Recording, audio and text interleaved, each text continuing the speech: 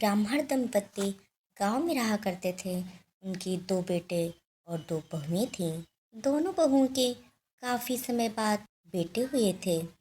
इतने में ही शीतला सप्तमी का पर्व आ गया। इस व्रत के अनुसार ही ब्राह्मण घर में ठंडा भोजन तैयार किया गया। दोनों बहुओं ने सोचा अगर वे ठंडा भोजन करेंगी तो वो बीमार पड़ जाएंगी। उनके तो बच्चे भी अभी छोटे हैं। इसी के चलते दोनों बहुओं ने 2 बाटी तैयार कर ली। फिर तीनों सास बहुओं ने मिलकर शीतला माता की पूजा और व्रत कथा सुनी।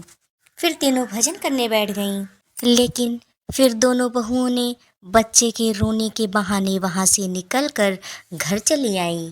घर आकर दोनों बहुओं ने गरम गरम भोजन किया और जब सास आई तो बहुओं को भोजन करने के लिए कहा।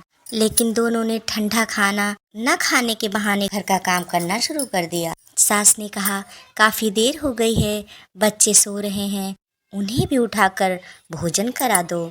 जब बहुएं अपने बच्चों को जगाने गईं तो उन्हें मरा हुआ पाया।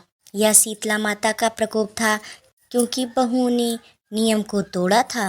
फिर बहुओं ने विवश होकर सास को सारा वृत्तांत बताया। सास ने कहा कि तुम दोनों ने शीतला माता की अवहेलना की है। उन्होंने अपनी बहुओं को घर से चले जाने के लिए कहा। साथ ही कहा कि बच्चे जब जिंदा और स्वस्थ हो जाएं तभी घर में कदम रखना। दोनों बहुओं ने अपने मरे हुए बेटों को एक टोकरी में सुलाया और घर से चली गई। रास्ते में खेजड़ी का एक जीर्ण वृक्ष आया। इस पेड़ के नीचे ओरी और शीतला 2 बहनें बैठी थीं। दोनों के सिर में अपार जुइयां थीं। दोनों बहुएं भी थकी हुई थी। वो उसी वृक्ष के नीचे जाकर बैठ गईं। उन दोनों ने शीतला और ओरी के सिर से खूब जुइयां निकाली। इससे ओरी और शीतला ने अपने सिर में शीतलता का अनुभव किया। उन दोनों ने बहुओं से कहा, तुम दोनों ने हमारे सिर को शीतलता प्रदान की है, तुम्हें पेट की शांति मिले। दोनों बहुओं ने इस पर कहा कि हम अपने पेट का दिया हुआ लेकर दर दर भटक रहे हैं, लेकिन शीतला माता के दर्शन नहीं हो रहे हैं।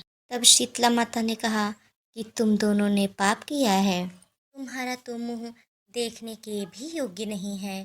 शीतला सप्तमी के दिन जब ठंडा भोजन किया जाता है तब तुमने गर्म भोजन किया। यह सुनकर ही दोनों बहुएं शीतला माता को पहचान गईं। दोनों बहुओं ने माता शीतला का वंदन किया और कहा कि हम अनजाने में गर्म भोजन कर लिए थे, हमें क्षमा कर दें। अब हम दोनों दोबारा ऐसा दुष्कृत्य नहीं करेंगे। यह सुनकर दोनों माताएं अत्यंत प्रसन्न हुईं। माता ने उन दोनों के बच्चों को जीवित कर दिया। दोनों अपने जीवित बच्चों के साथ अपने गांव लौट आईं। जब गांव के लोगों को यह पता चला कि दोनों बहुओं को शीतला माता के दर्शन हुए, तब गांव वालों ने उनका बहुत धूमधाम से स्वागत किया। दोनों बहुओं ने कहा कि वो गांव में शीतला माता का मंदिर बनवाएंगी, साथ ही चैत्र महीने में शीतला सप्तमी के दिन ठंडा भोजन ही करेंगी। जिस तरह शीतला माता की कृपा उन दोनों बहुओं पर हुई है, वैसे ही हम सभी पर भी बनी रहे। वो हम सभी को शांति, शीतलता और आरोग्यता प्रदान करें। शीतले त्वं जगत माता, शीतले त्वं जगत पिता, शीतले त्वं जगत धात्री, शीतलायै नमो नमः। बोलो शीतला माता की जय।